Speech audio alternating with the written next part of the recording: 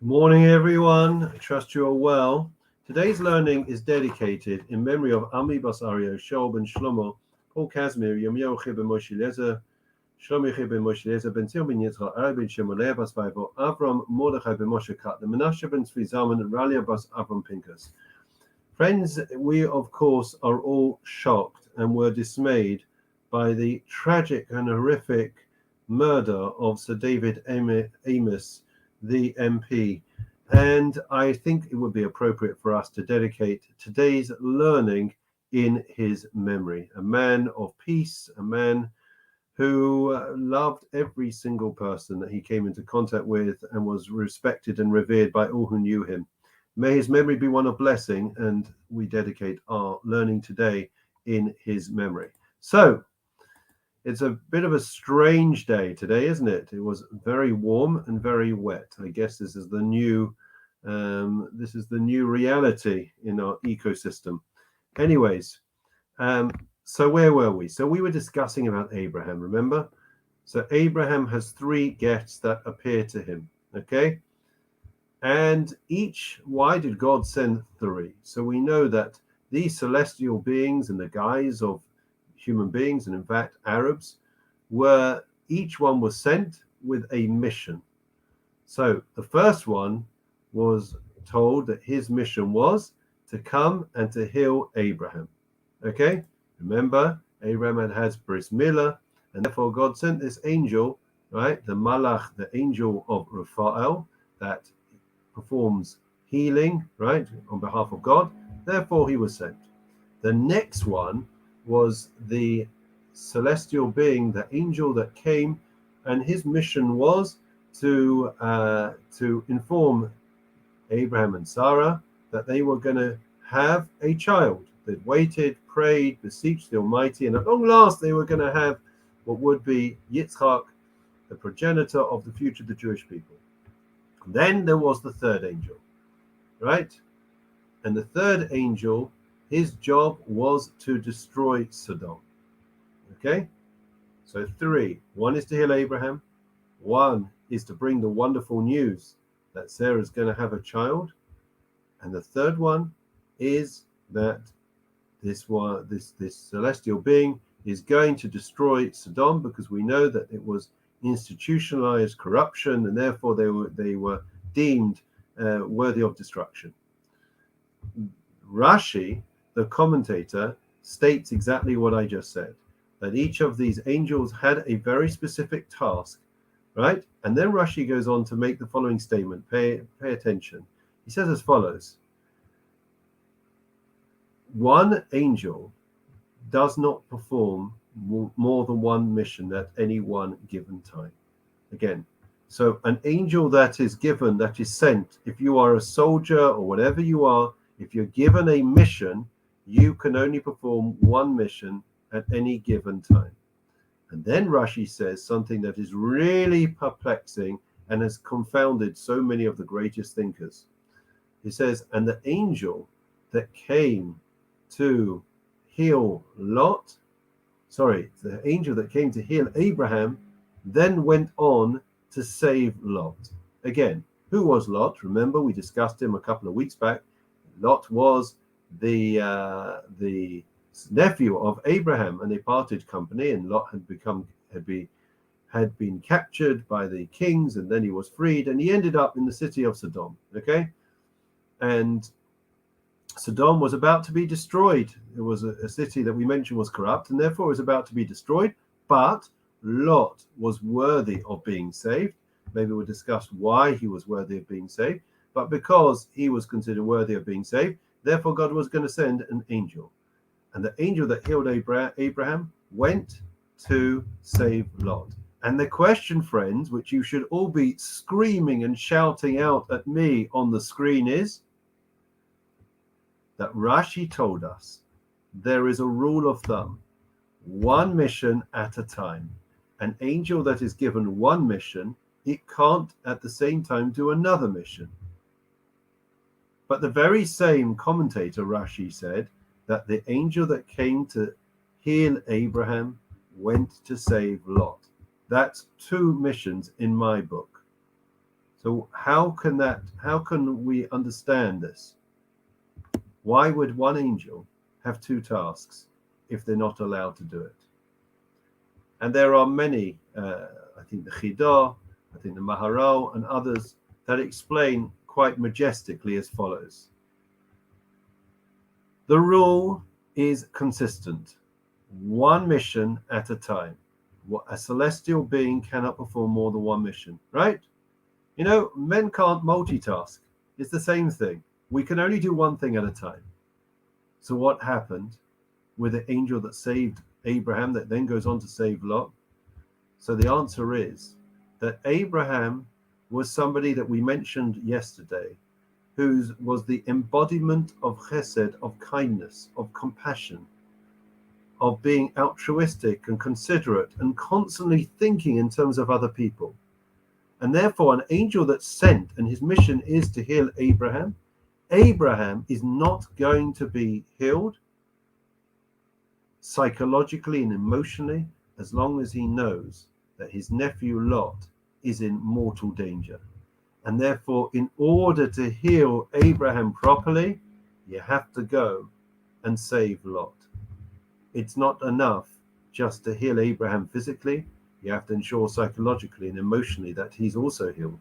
And for that, you have to save Lot. So the two missions are really one. It was all about healing and looking after Abraham. But part and parcel of that was ensuring that his nephew was saved. There's a story that I heard many years ago about one of the great Rosh Yeshiva, the great deans of a Talmudic academy called Ponevezh. By the way, let me just say good morning. I'm sorry, how remiss of me. I'm talking about being thoughtful about others, and I'm not doing it myself. Good morning, Clarice. Good morning, Joe. Good morning, Peter. Good morning, Eitan. Good morning, Andrea. Good morning, Carol, Rachel, Estelle, Michael, Richard, David. Good morning to each and every one of you. Kanai Nahar. Okay, lovely to see so many joining us on this lovely, windy and wet day. So, the story goes about Rav Shach. Rav Shach lived to over 100, and he was the dean of Ponevezh Yeshiva. And he was somebody who was totally devoted to the needs and concerns of other people. So much so that they would hide the newspapers. In those days, the only way that they heard the news was through the newspapers. They hid the newspapers because they feared that if he heard or read bad news that was going on in Israel, he would be distraught, he'd be devastated for hours on end. And on one occasion, he found himself with two things going on at roughly the same time. Firstly, the nurse, he was quite old, so he had to have an injection or drawing of blood or something. They had to do something to him, and they had to do a procedure. And in order to do that procedure, they were going to give him an injection, and they wanted to know if he needed a local anesthetic. And he said, no, I don't need anything. I'm just going to concentrate, go into a different zone, and therefore it's fine. And he told the nurse not to worry, he won't feel any pain. So personally, he didn't feel any pain, despite this excruciating procedure that many would have taken a local anesthetic and been in pain. And yet, the very same day later on, he actually happened to come upon a newspaper, and he read that an Israeli soldier had been killed in a terrorist ambush, and he cried like a baby. And that's the exact point that we're discussing about his personal welfare and well-being. He could take all the pain in the world, but when it concerned others, then he was absolutely distraught, because he was totally devoted and dedicated to the needs of others. That is what it means to be Jewish. It means to be thinking constantly about other people, to put others first and ourselves second. And I think if you certainly these MPs, and I was thinking about it, that are in the public eye, public gaze, that's very much what they do. Okay, you think about this man. He gave his life for public service, and it certainly Many of them are very talented, could get far better paying jobs, and they're suffer and find themselves receiving criticism and opposition and all the rest of it. It's a thankless task, as we all know, being in leadership. And he was exceptionally devoted. So we are thinking about him, and of course, our prayers and thoughts are with his family. This must be so difficult for them all, and our condolences go to them today. So we're going to stop there. I hope the idea was interesting. So the idea is that that we have to try as best we can to start thinking more and more about other people in little things. That's what we said yesterday. It's little things. It's not the big things in life. There's little gestures, there's little texts, there's little phone calls. It makes a world of difference. As we're all aware, with any time we've been unwell or feeling down, pick up the phone, or you get a letter, or you get a card. It means that somebody cares and values you. Okay, going to continue with the memorial prayer and then the Refuah Shlema. But before that, I always forget, and Estelle usually reminds me, Psalm 23. Lovely to see Estelle. I think she's on, all the way from Stanmore. Lovely to see you, Estelle. The Lord is my shepherd, I shall not want. He causes me to lie down in green pastures. He leads me beside still waters. He restores my soul. He leads me in the paths of righteousness for his name's sake. Even as I walk in the valley of the shadow of death, I will fear no evil, for you are with me. Your rod and your staff, they comfort me. You set a table before me in the presence of my adversaries. You anointed my head with oil. My cup overflows. May only goodness and kindness pursue me all the days of my life, and I will dwell in the house of the Lord for length of days. Friends, also, I was just thinking, it's an appropriate time for us to send a brief email to our own MP, the Right Honourable Teresa Villiers. I did yesterday. Somebody who, it must be exceptionally scary being an MP and feeling that there is a threat to your life whenever you go into surgery. So I think, it's a wonderful opportunity for us to show our solidarity and support. Memorial prayer.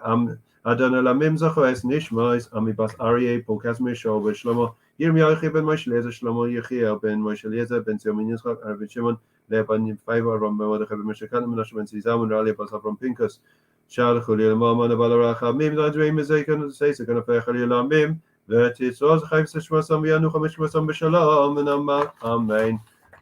Long life wishes to all. Lastly, okay, for a point taken, sustained. Rachel is right. For some people, it's Mike Freer, a wonderful, wonderful man, equally wonderful. And so even right to him. Yeah. Refuah Shlema prayer. Misha Be'echav Sen Robin Slav Yaakov Moshe Aaron David Shlomo Yivarech Erepes Achelim. Babu Shanu Mispalim Babu Ram. Bez Chazer Kodesh Baruch Hu Yimel Rachim Aleihem Lachmal Lefosam. Yishlach Lem Refuah Shlema Shemaim Lechol Erem Beso Shachu Yisrael. Refuah Sen Nefesh Fosagov. Amen. We wish all those that are unwell, be it with COVID or other illnesses, they should have a speedy and a full recovery. It's so wonderful, heartening on a rather miserable day to see so many people joining us this morning. Keep it up. We'll see you tomorrow, please God. Keep learning, keep growing. It's what it's all about. Take care.